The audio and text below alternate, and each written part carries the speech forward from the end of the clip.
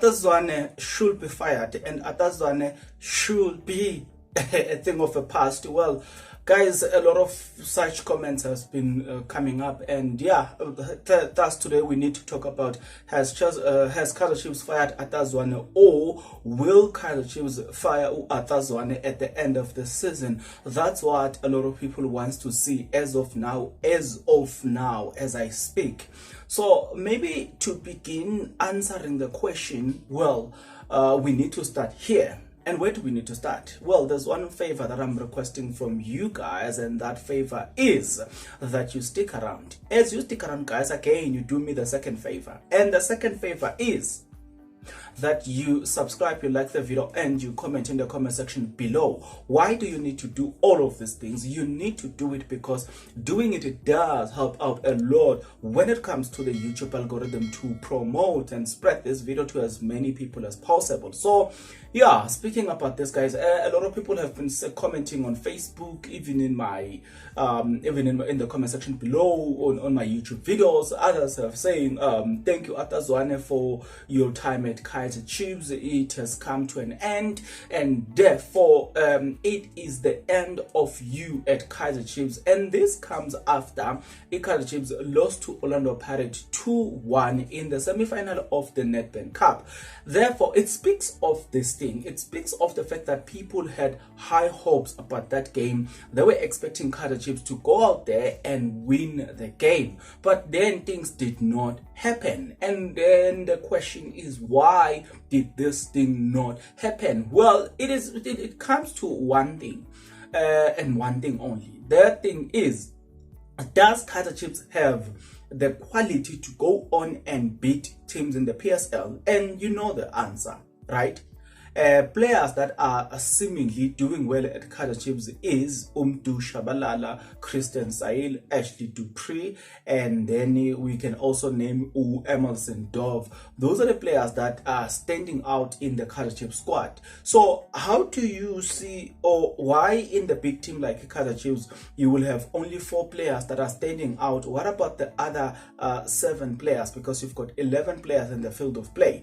The second question, the second part of this is to say, after these 4 players in your bench, does Kaizer Chiefs have enough players in the bench, players that can come on and change the game? Like, I mean, let's face it, guys. So first of all, you do have players that are not up to the standard, players that does not perform. They are not up to standard to perform, right? So let me repeat, you've got Ashley Dupree, Christian Sail, Mdu Shabalala, then you've got Emerson Dove, players that really stand out in each and every single game. Other than that, you don't have players that really carries the team, and players that we say, wow, they always up to the standard, right?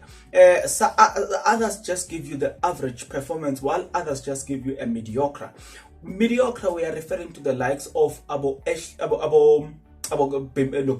Bimenyimana. They will always give you the just the minimum, just minimum. There's nothing above that. They will always give you a minimum performance or a mediocre performance. So if you are a team of Kaizer Chiefs caliber, and then you're saying you just have players that can give you just a mediocre performance, how do you then, it leads to the third point, how do you then expect Zwane to start winning games for Kaizer Chiefs, to start competing and winning cups such as Nedbank Cup, right? I know you will complain, and your complaints will be, no, but even the subs, right? At this moment, he does substitute players later on the game, and that will be your argument. But to be fair to Zwane and to be fair to everybody here, we must look at the type of players that you have. If you have good quality players, I need to remember that I said in the bench itself, you have people that they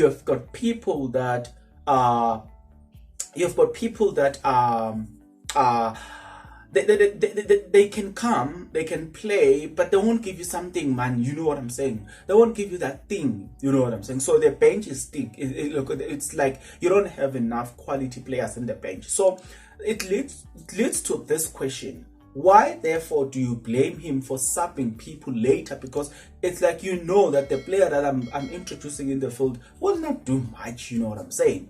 We have seen the likes of George Motlo, we have seen the likes of Kamokhala Mohlati, we have seen the likes of the list goes on, about Caleb. They come in, do they change the game? No, not at all, not at all. So the argument that says he subs later, it doesn't hold water because you don't have depth in your bench, right?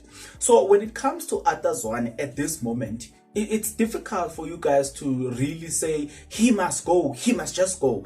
Now, another thing that adds another different dimension to this thing is the fact that if you look at Kaizer Chiefs from the beginning of the season until now, they will never have players in the field of play. They will never have their squad fully fleshed and no injuries. Never. It has never happened. That's why Zwane says this is the worst season ever. No coach has ever experienced what Kaizer Chiefs have experienced. Maybe we need to ask the other question, which is question number 5.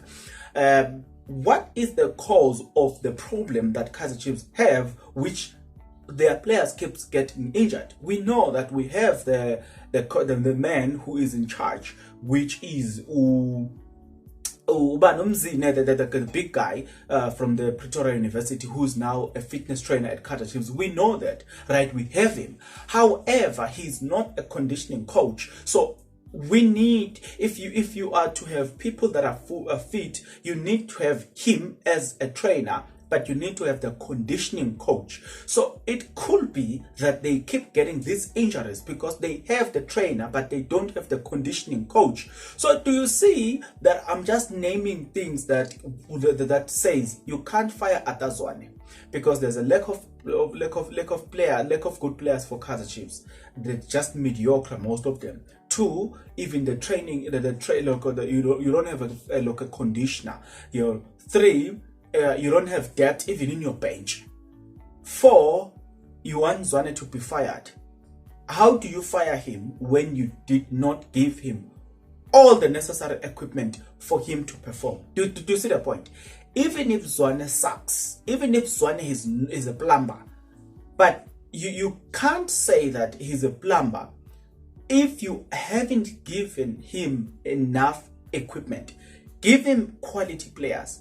Give him defensive midfielders. Give him creative midfielders. Sign him strikers. Continue to sign more defenders. You don't just need to sign Udi Klopo, not giving him Simam, but you need to add more players. Then, once you have signed those players and you have, because now it has already been proven that you don't just need to sign 2 players, the Klopo and Simam, but you need to sign players that will compete with them as well. So, meaning to say, you need to sign Given Msimang and his competitor. You need to sign the Kloko and his competitor. Because on Lokngapa, you will already have Dylan Solomon and Flosla competing for that position. On the left as well, you will already have Ushanti, Emerson Dove, and then they promoted that young Dag. You know what I'm saying? But then, who will compete with Msimang? So you need to sign 2 players that will compete with the Kloko and Msimang. Then you go to the defensive midfield. You need to get a defensive midfielder and his competitor. And then you go to the creative aspect of it. If you're telling me that, okay, we will have Samgelo Zwane, then you need to go and sign another creative midfield, which is, I think in this case they are signing I think the Nduduzum Danzane will come and play that part. At this moment, nothing is yet confirmed concerning that player. So I'm saying to you, if you're looking at all these things, you can see that, okay, this is how Zwane wants to play. Zwane wants to play a football that looks like the football of Liverpool. They are very deadly in transactional football. They've got fast and quick players on the field of play. But then they lack depth. There is no depth in the team. There's no cohesion in the team. So you need to have players in all positions accordingly. And then you can then blame Zwane to say, we have given you enough players, including the bench. There's depth. Now you have failed. If you fail, then you're failing as a coach. But now there are so many loopholes from Kaizer Chiefs management as far as this situation is concerned. They are the ones to be blamed. So you can't necessarily blame it on the coach at Zwane. You need to look at the management and say, what have you done to assist the coach in getting what is needed? It's not just what Zwane need. Every coach who's coaching a big team must have all those things. Have you given him? No. Therefore, go and sign players for Zwane. Go and get a conditioner, physical conditioner for Zwane. Go and add depth in the team, such as maybe in the technical team. Junior Kaizer Chiefs said it that they will be assisting the coach by adding more depth in the team. So we need to look into things like that before we jump into conclusion. I'll tell you my final remarks. I don't watch Kaizer Chiefs games these days because of simple reason. I know that if they win, it's a bonus, but I'm not expecting them to win. I always expect them to draw or lose. Even with Orlando Pirates game, I didn't watch the game. I don't have to watch the game as well. I just watch highlight and then it's fine. Because I'm not expecting them to win at any way, shape or form because of the type of players that they have. They don't have enough depth. Mina, I see what the coach is trying to do, but he does not have players to assist on that. Nevertheless, give me your opinion. What's your take about it? I'll see you on the next video. But until the next video, good people, please take care.